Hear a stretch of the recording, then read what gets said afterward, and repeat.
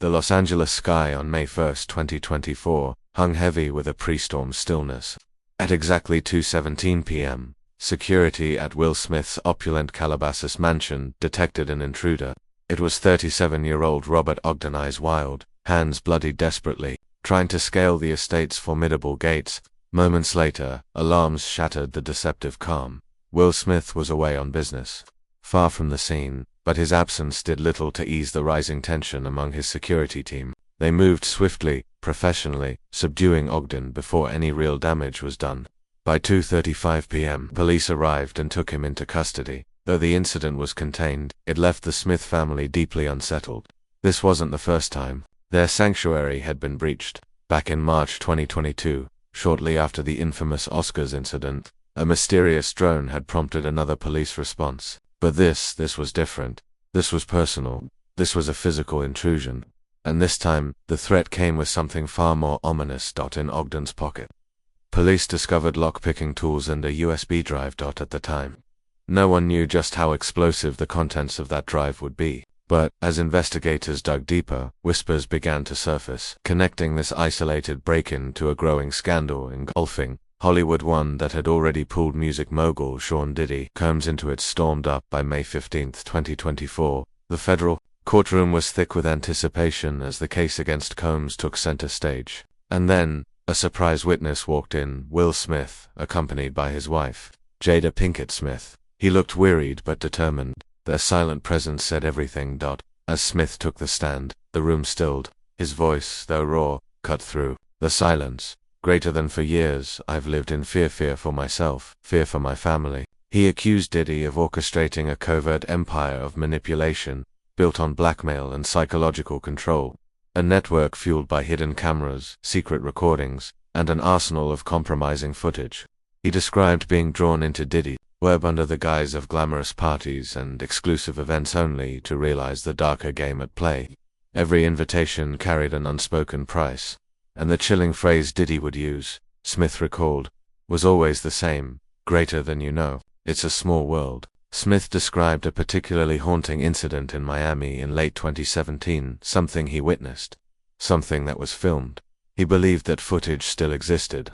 Even Diddy's infamous white parties weren't what they seemed. Leaked guest lists, he testified, were marked with cryptic annotations. Diddy's personal ledger of leverage. Greater than he collected leverage on everyone.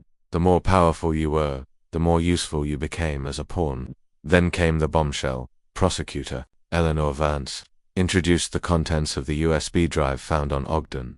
Forensic experts had decrypted an encrypted folder on the device. Inside, surveillance footage from multiple private estates, photos, videos, and a damning audio file. In it, Diddy could be clearly heard discussing the process of collecting sensitive material to maintain control over stars.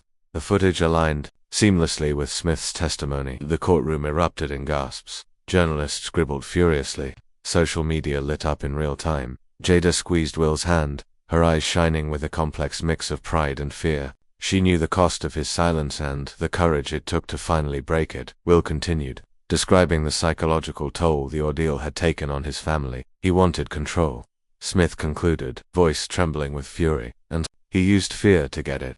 Across the courtroom, defense attorney Benjamin Carter, once the picture of confidence, now looked visibly shaken.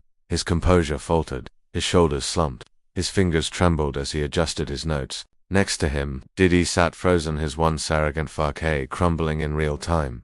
This wasn't just about financial extortion anymore. This was systemic, a calculated invasion of privacy that preyed on vulnerability and trust. By May 16, 2025, the pressure inside the federal courtroom had grown unbearable. Diddy's poker face was gone, his mask of indifference cracked. His defense, so meticulously constructed, was collapsing under the weight of relentless evidence and damning testimony. Even Carter now seemed lost, barely holding the pieces together. His eyes betrayed a silent admission. They were running out of time, and out of defenses. As Smith finished his testimony, his gaze drifted instinctively to Jada. Dodge met it with quiet strength, and in that glance, the world saw what it truly meant, to stand against fear. A silent exchange passed between Will and Jada, no words, just a flicker of shared understanding, a lifetime of unspoken fears distilled into a single glance. It wasn't always direct threats, Will explained, his voice low, yet resonant, somehow filling the vast federal courtroom. It was subtle, a suggestion here, a comment. Their knowledge, no one outside our inner circle should have had, he described, casual remarks, dropped into conversation by strangers or distant acquaintances, someone he barely knew mentioning Jaden's new music project before it had been announced, or a remark about Willow's recent art exhibit shared in passing at a red carpet event. His voice tightened. It created a constant sense of being watched, like there was no safe space. Psychological warfare, that's what we were living through. There was always an unseen eye, an unheard ear, someone feeding information back to him. It wasn't about money, it was about control. Then came the moment that changed everything. Prosecutor Eleanor Vance stepped forward with a measured breath and a dramatic flourish. She announced, "Your Honor, we have additional irrefutable evidence retrieved from the USB drive found at Mr. Smith's estate on May 1, 2024. After the recent break in, the courtroom fell deathly silent. Vance continued, "This drive, discovered during a forensic sweep following the Ogden intrusion, not only corroborates Mr. Smith's testimony regarding surveillance in celebrity homes, but reveals the full extent of an organized high-level operation." Judge Harrowface, drawn and grim, gave a small nod. A moment later, the courtroom's massive projection screens lit up, gasps echoed as a cascade of images flickered into view, blurry timestamp stills from the interiors of multiple high-profile residences. One image dated April 28, 2024, just 3 days before the intrusion, stood out with chilling clarity. A familiar hallway inside the Smiths' Calabasas home, a hallway the family walked through daily. Will's jaw clenched. That surveillance wasn't theoretical anymore. It was active, insidious, and horrifyingly relentless.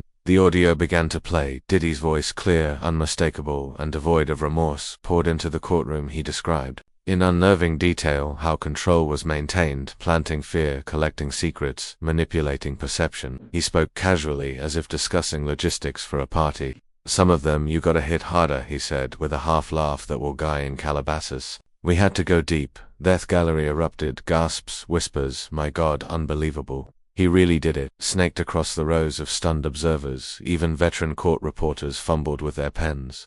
Some simply stared at the defense table. Benjamin Carter looked paralyzed. His hands trembled slightly as he rose, only to sit back down. Diddy beside him appeared hollow, his signature arrogance now replaced by a blank, haunted stare. This wasn't just corroboration, this was confirmation. Smith's courageous testimony had been verified in the most damning way imaginable. The evidence revealed not a petty scheme for leverage, but a calculated, deeply invasive system. Celebrity homes had become cages of fear, illusions of privacy shattered, and the world was watching. By May 18, 2024, the fallout had reached a fever pitch. At a hastily assembled press conference, Will Smith stood before a wall of cameras. His voice was raw, his posture defiant. "This isn't about me," he began. "This is about accountability. It's about making sure that nobody, especially the dreamers who come to Hollywood with hope, ever has to live in fear again." He paused, swallowing hard. "We've lived in the shadows too long now. It's time for the light." A reporter shouted, "Mr. Smith, is Diddy just the tip of the iceberg?" Will's eyes locked onto the lens of the nearest camera. "The truth," he said, "has a way of finding its light even in the darkest corners, and sometimes that light comes from the most unexpected places." The line ricocheted across headlines, triggering a flood of speculation. Back at the Smith residence, now a fortress of tightened security, the unease had evolved. Fear was no longer theoretical, it had become terrifyingly real. Then, on the evening of May 19th, another bombshell dropped. John M. McMillan, the family's head of security and a decorated former Navy SEAL, detected an anomalous data stream. Upon investigation, he found a microcamera disguised within an electrical outlet deep inside the master bedroom wall. The device had been active for 2 years. 2 years of recordings, every intimate moment, every private conversation. Axial analysis confirmed the data wasn't transmitted directly to Diddy, but routed through a sophisticated encrypted proxy in an undisclosed foreign nation. Who else could do this? Will's voice trembled with a mix of fear and fury. Who? There was no answer, just the terrifying implication. Diddy might not have been the end of this story, just the beginning, and the man at the eye of the storm. He wasn't just on trial, he was unraveling. Storm Sean Diddy Combs remained silent, his once omnipresent online footprint vanished completely. On May 19th, his legal team, led by a visibly worn Benjamin Carter, released a terse public statement proclaiming his innocence, but behind closed doors, Carter's tone was starkly different in a private meeting. He looked Diddy in the eye and said, "We're out of options. The USB surveillance camera at Smith's house, even if it doesn't directly tie you, it supports everything he said, and now we have a witness, someone big, someone dangerous to your defense." Rumors swirled about Carter urging a plea deal. Whispers from within the prosecution circled one line like a ghost in the halls of justice: "He knows what's in that basement. It's a whole damn graveyard of Korea's." Public reaction evolved from disbelief to white-hot fury. The internet turned into a courtroom of its own. Hashtags like Hollywood exposed and who's next dominated social media timelines. Users demanded answers, not just from Diddy but from an entire ecosystem that protected him for years. The scandal cracked open something far larger, a reckoning that felt decades overdue. Inside Hollywood, the walls began to sweat. Veteran industry figures grew silent. The old code of secrecy began to fracture. A well-known actress, long revered for her elegance and distance from controversy, was spotted entering a high-profile law office, her lips tight, her posture unshaken. "I think it's time," she reportedly told her lawyer. "Will Smith gave me the courage. I can't live with it anymore." By late May 2024. The Diddy trial had morphed from spectacle into something far more vital. A national conversation about power abuse and the silent machinations of an industry that used to sell dreams while protecting nightmares. Will Smith's testimony had become a match dropped into decades of dry kindling. Then came May 24th, and with it, the collapse of Diddy's last line of defense. A source close to the team confirmed that Benjamin Carter was seeking to withdraw from the case, an unheard-of move for a man known as a legal bulldog. His steady decline, visible throughout the trial, had become symbolic of Diddy's own unraveling. The overwhelming evidence, the audio, the surveillance, the witness testimonies had worn down the once impenetrable attorney. It was a devastating signal of what was to come. What had started as a series of isolated revelations now revealed a systematic architecture of control, not just blackmail but a coordinated machine for domination, built over years and ignored for longer. News outlets pieced together a mosaic of abuse, cover-ups, and compliance, drawing uncomfortable parallels with other historical scandals. The past had returned, and it brought receipts. In May 21st, a former assistant to Diddy, speaking anonymously, came forward. Her voice trembling, she described an environment of coercion and dread, contracts that felt like cages, NDAs that sealed your silence forever. "You didn't ask questions," she said. "You just complied or disappeared." Words only reinforced what the world was already beginning to accept. Will Smith had simply opened the first door. Legal analysts called it a turning point, a rupture in the way Hollywood operated. CNN's chief legal correspondent put it best: "Will Smith has opened Pandora's box and there's no closing it now." In the days that followed, studio execs scrambled, agents urged damage control meetings, journalists combed archives, and old rumors were suddenly treated like leads. The code of silence that once shielded the powerful began to fall piece by piece, brick by painful brickers. The judge adjourned the courtroom on May 24th. A heavy, contemplative quiet settled, not the silence of relief, but the kind that signals everything has changed forever. What began with a USB and a trespasser had become something far bigger. Will Smith and Sean Combs had become the axis around which an entire industry began to spin. And story was no longer about two men, it was about a reckoning, a revolution of light, where darkness had long hidden unchallenged, and now under the glare of justice, even Hollywood's brightest spotlights couldn't hide it anymore.